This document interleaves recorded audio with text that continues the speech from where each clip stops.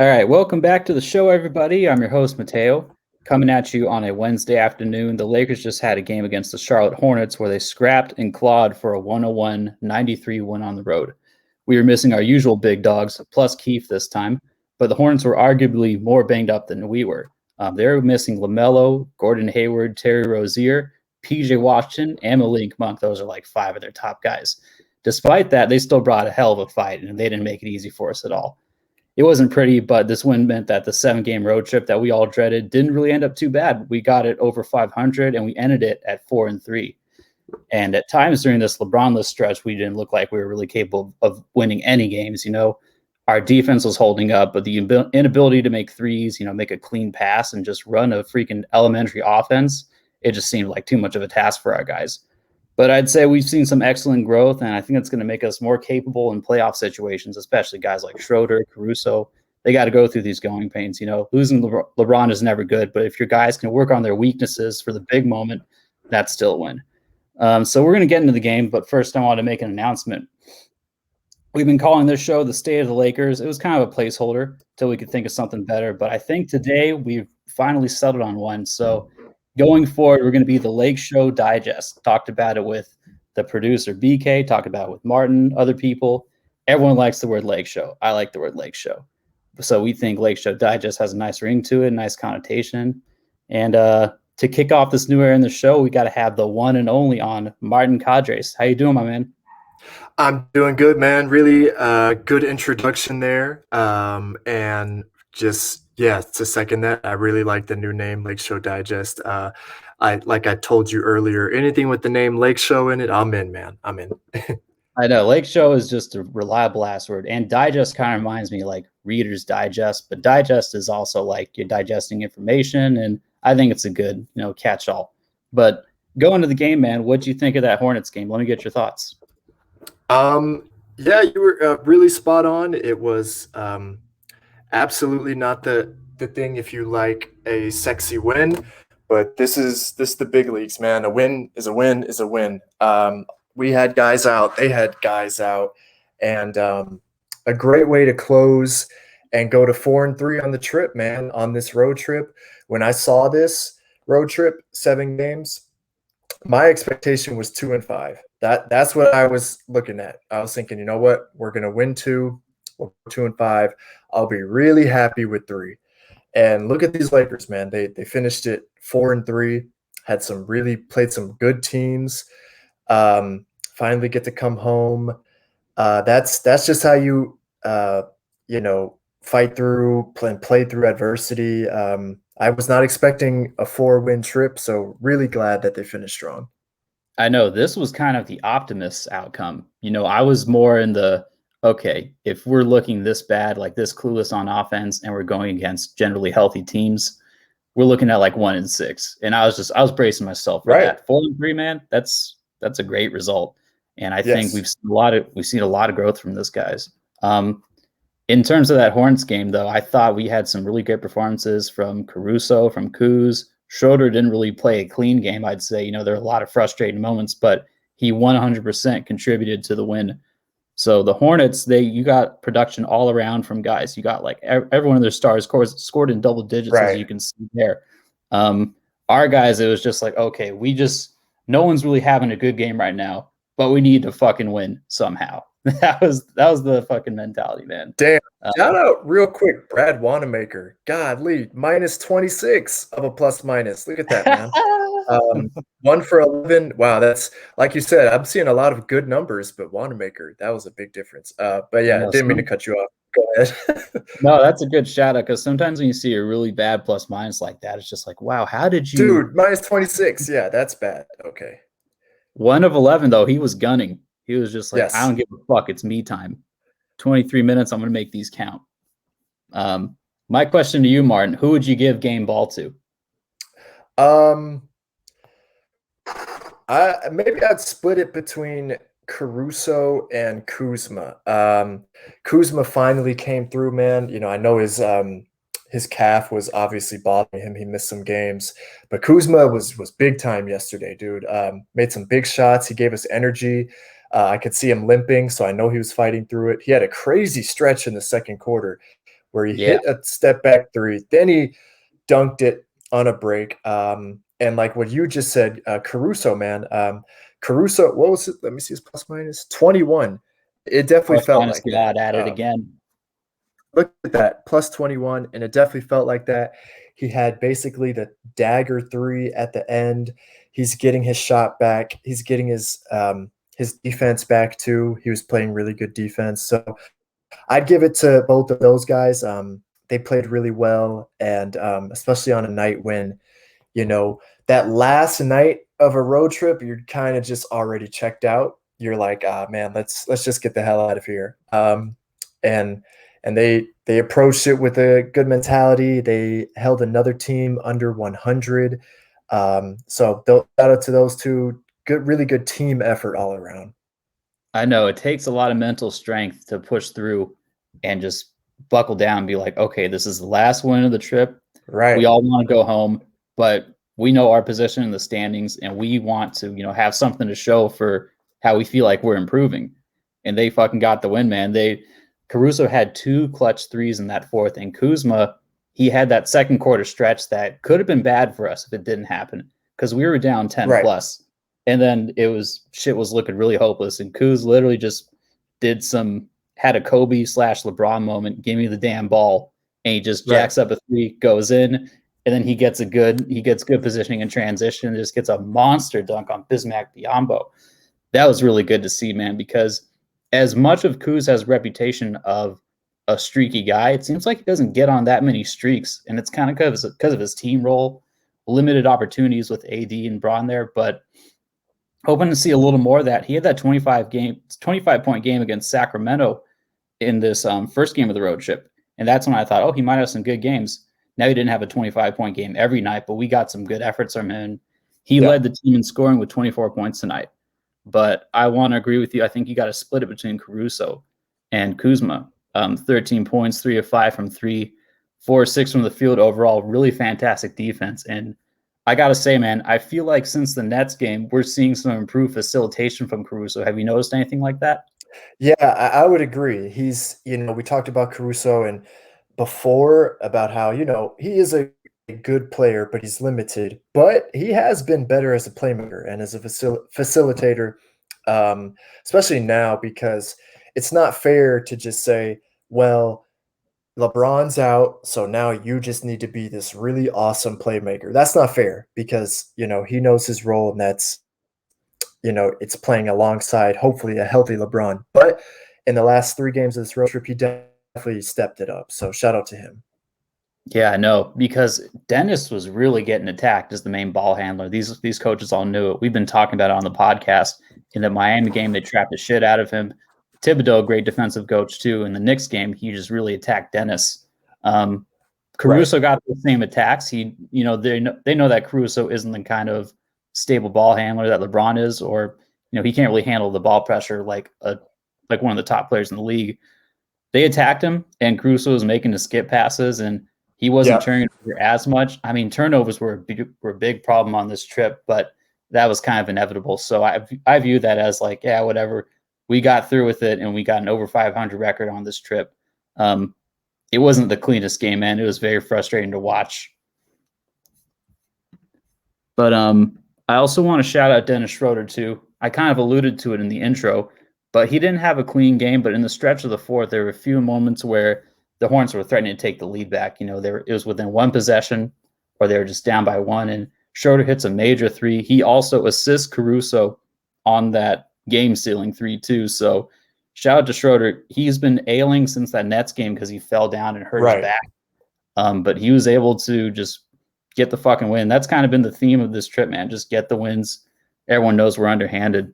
So I'm happy with the guys, man. 19.6 assists for Schroeder. Yeah, he did some good stuff. Still touching on this game, we saw some positive stuff in Caruso and Kuzma. But what do you think were some of the negatives that you saw in this Hornets game? I mean, it's hard for me to be like critical because, like I said, they beat you just got, it's a game you saw on the schedule with Charlotte missing so many guys, and they did win. I did think that Montrez was kind of just floating around out there, and definitely not one of his better games. The last couple Um, games, yeah. right.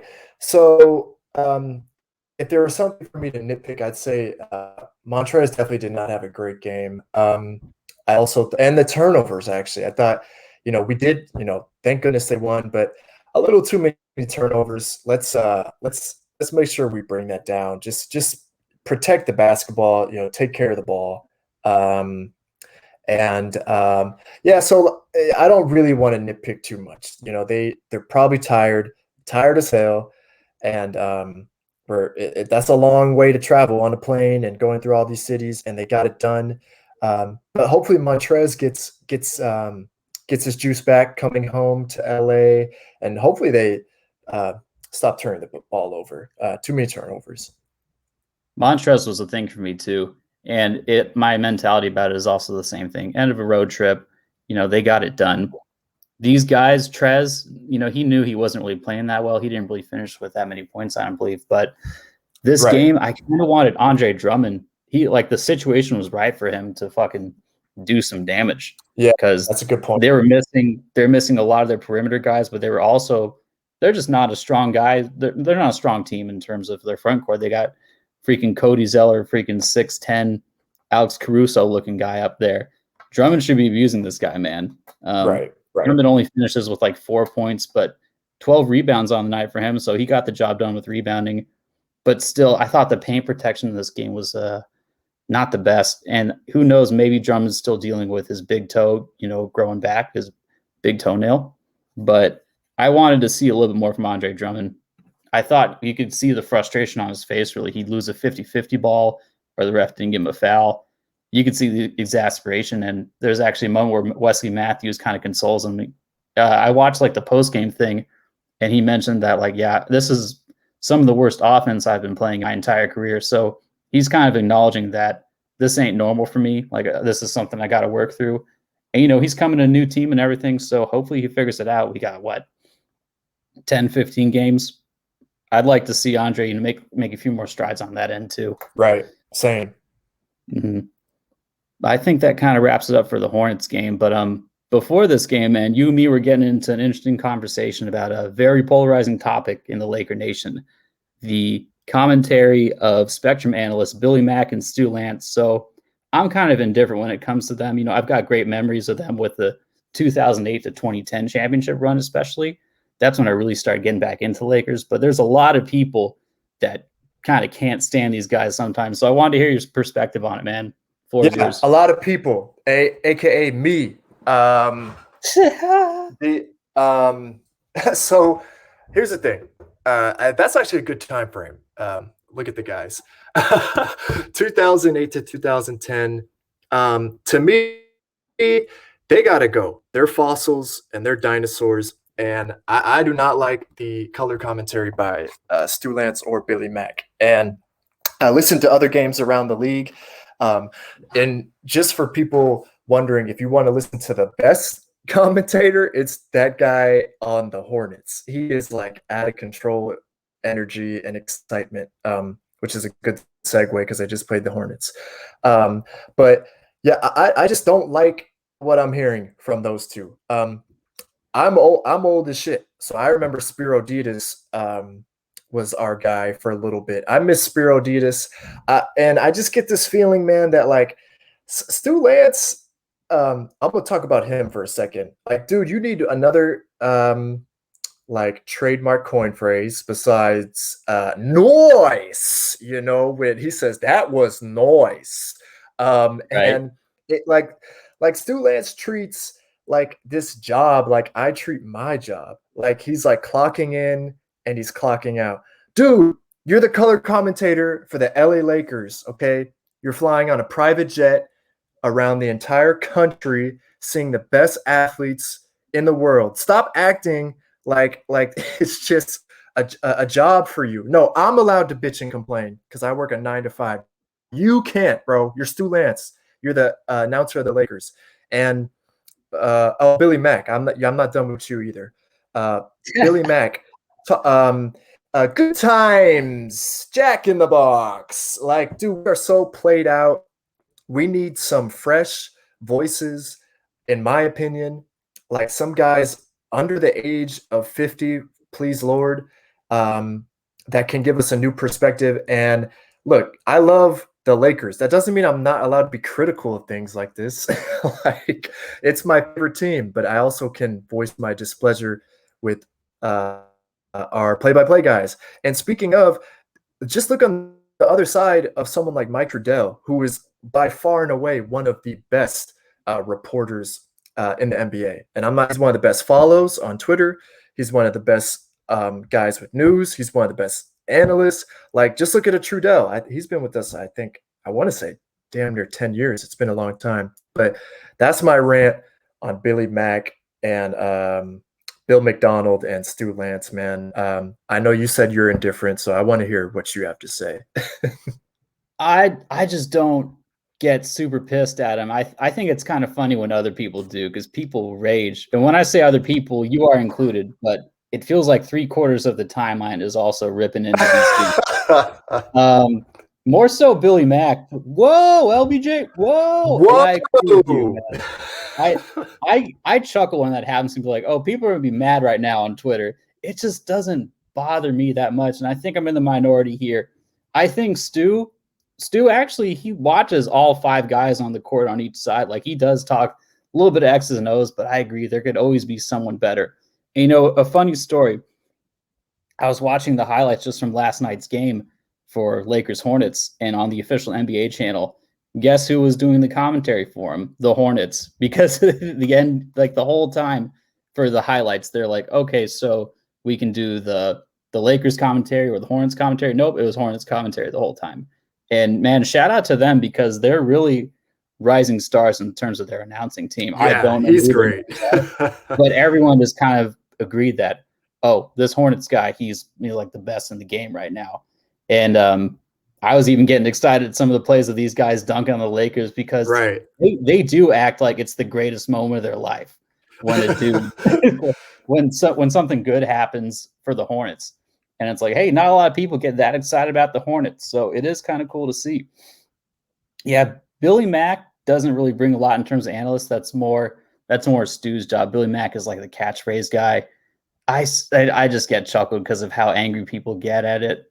So what have we got? The main Billy Mack ones. We got Jack in the Box, and the one that just always gets me is, I don't know why. Times. But he before that he does like a little, yeah, like he has like some kind of like super disorder or something. Weird, I'm just like that. I think it's hilarious, dude. Like, maybe he knows that people rip on him. He's like, oh, I'm just gonna sound like I should not be here. Like, I don't know what I'm doing. So he's like, Morongo, yeah, good time. Yeah. And I'm just like, what the fuck is that? So I just see that shit, and it tickles me how much people get mad at it. Maybe I should demand better like you. Maybe I should be like, we are the Lakers. We deserve the best crew in the game. And we do, for sure. But, you know, in the meantime, they do add a little bit in terms of hype. But you see a guy like the Hornets broadcast, man, it always seems like someone could do better. So yeah, I'm glad we got your take on it, though. Yeah, and I went like, maybe like I was being extra on them. I'm just saying, man, I think it's time. There's a time and a place. Stu Lantz is a legend, and he worked with the greatest ever, Chick Hearn, right? You know, Chick Hearn, who coined phrase, you know, the ultimate, you know, the butter's getting cold, jealous chicken. I think at this point, it wouldn't hurt us to get some new blood in. The play-by-play GOAT, man, Chick Hearn. I don't think anyone really comes close. Right. I think now it would be time for some new blood, replacing one or the other, or both. That would be my preference, but it's not going to interfere. Like, I'm going to watch the games. It's not to that point where I just can't watch their broadcast, you know. So and as much as I lightly defend them, if we got some new blood in there, I'd be like, okay, cool, thank you, Billy Mack and Stu. So that's kind of my take on it. Yes, thank you for your service. I appreciate everything you've done. I did notice that in this Hornets game, I just feel like Stu's reactions were a little slow, though I don't know if that's because, you know, they're on Zoom and they're doing the game cast from home. But I was like, I don't know if Stu's just, you know, like feeling old today, or if or there's a little bit That's funny. or there's a little bit of delay with the broadcasts.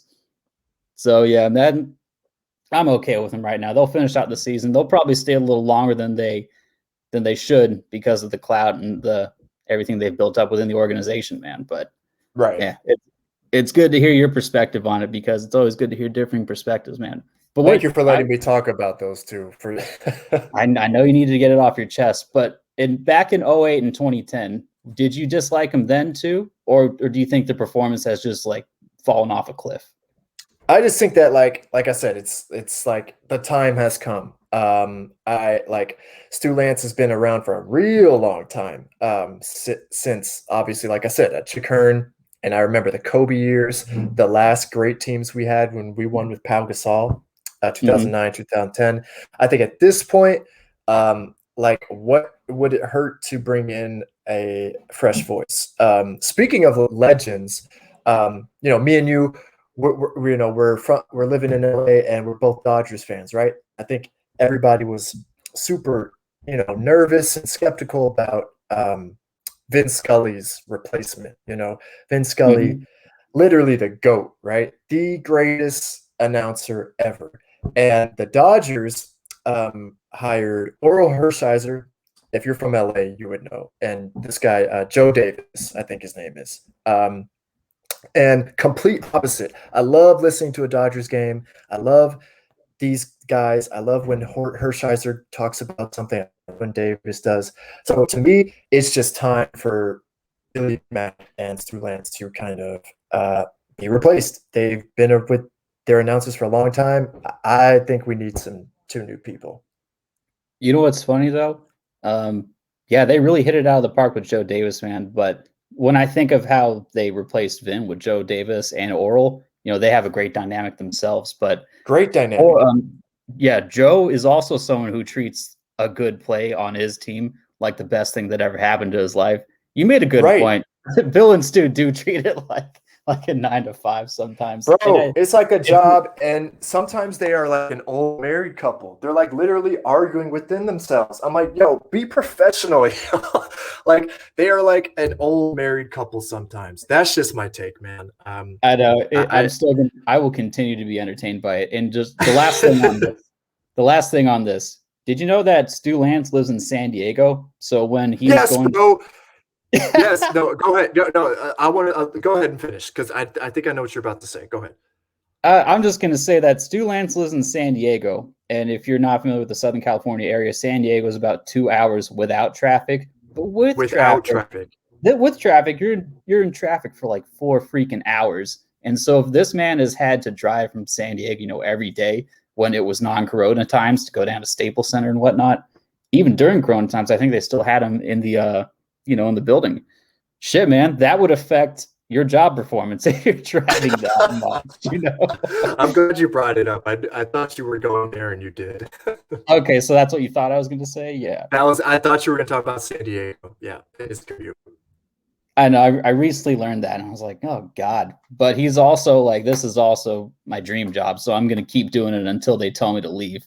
So brother, I know. Yeah. Oh, we know. Yeah, so I think that's his take on the whole situation. But I'm glad we got that out. Let's hope we keep getting good Billy Mack and Stu memories for I guess you hope we don't. You hope we get some new folks in there. Well, definitely this year. Let's win a championship this year. Give me one last one, and then y'all got to go. You will drive Stu back to San Diego. You're like, yes, I would pack his bags. I will pick you up from Staples, and we will not even use the diamond lane. We will sit in traffic through. I don't even care, man.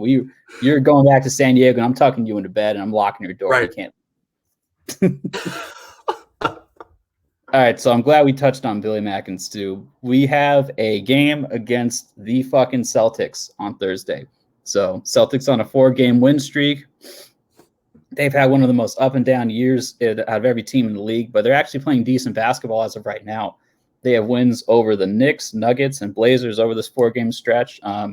We beat them early in the year. They're fighting with Charlotte for a playoff spot at the bottom of the East. You love to see that. I expect this one to have at minimum the same intensity as that Knicks game. That Knicks game was pretty intense all throughout. I'm I'm expecting more pressure of Dennis at the point of attack, more kind of harassing Andre Drummond inside. They got their big wings. It'll be a real good test for our defense, man. What do you think about that game coming up Thursday?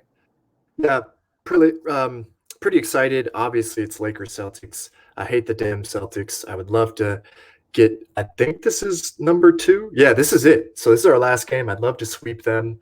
They are coming in a little bit hot. As you said, they're healthy.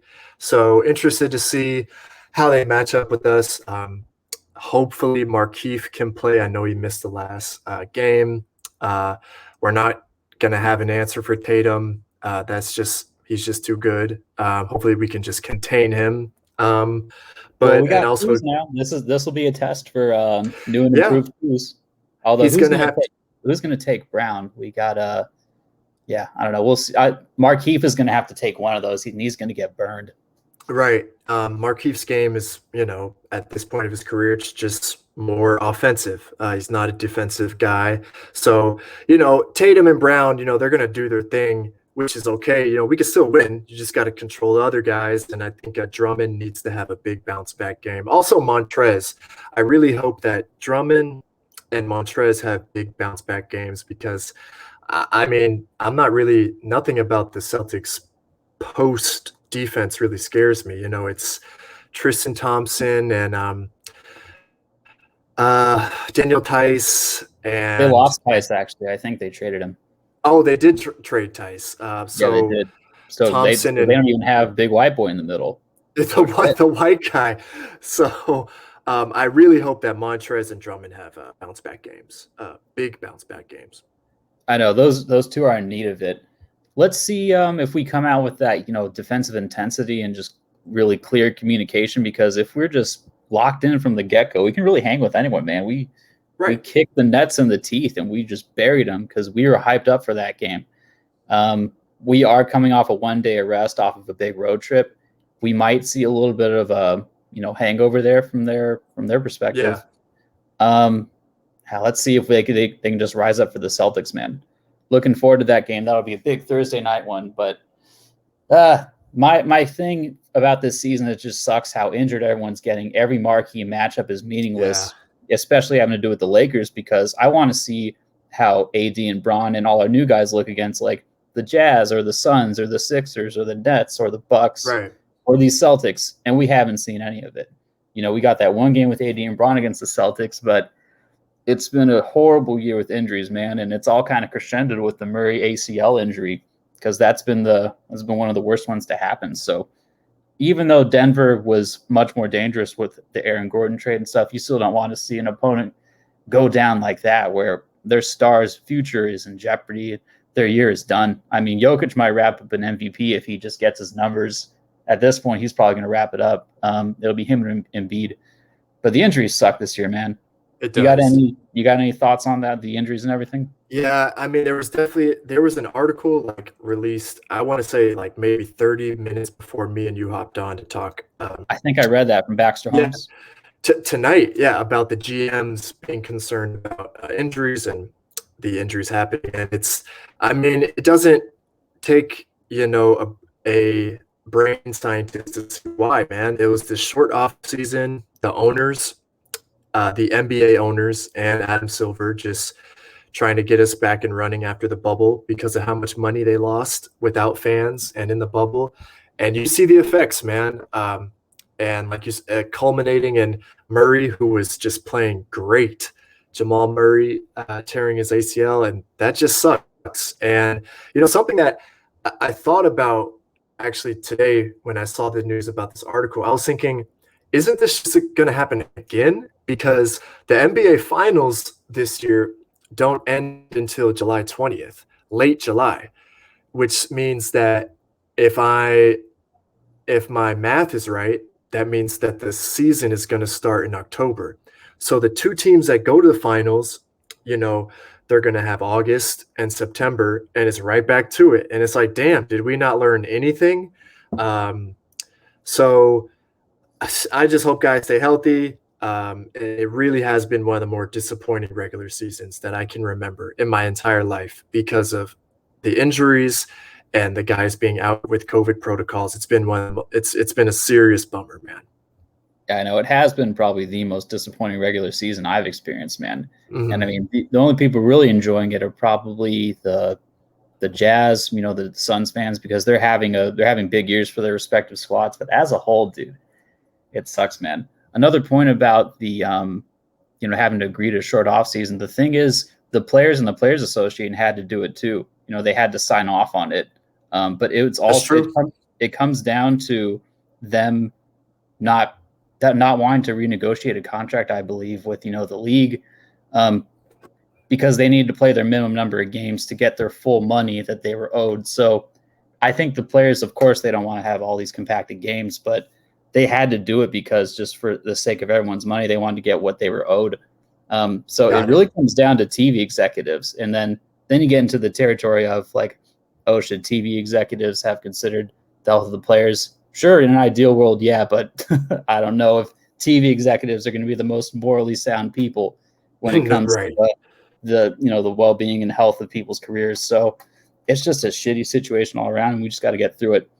Another thing that I noticed somebody had tweeted out, Derrick Rose, man, we forget he injured his ACL in the short year of the lockout, and now we got Murray doing it. So that's just Yeah. another shitty little coincidence. As much as I disliked Murray just getting these crazy buckets on us in the Western Conference Finals, he's still an exciting young star, man. So I want to see him come back, and I want to see him get back to normal. I want to see Clay get back to normal because I want to beat them all. I want to see Right. some good basketball, and I want to see the Lakers win. So I think that kind of sums it up for us today. You got any final thoughts, man? No, I don't think so, man. Let's go beat the Celtics up tomorrow night. That would be a great way because to start the weekend, especially with fans. Super excited to see fans and Thank goodness. Staples, That's man. right. Didn't even mention that. We're gonna have fans Man, out in Staples. We're gonna get the so banner, right? Or no, we drop it on I think in May now. Is that right? so the banner is coming in May, right? So I had to double check, fact check that as well. But yeah, real excited for the fans to be back, man. Especially against the Celtics too. So let's start the weekend off right. Amen, brother. Always good having you on into the new era of the show, man. Good stuff, man. Always. Thanks for having me, bro. Thank you. Take it easy. Bye.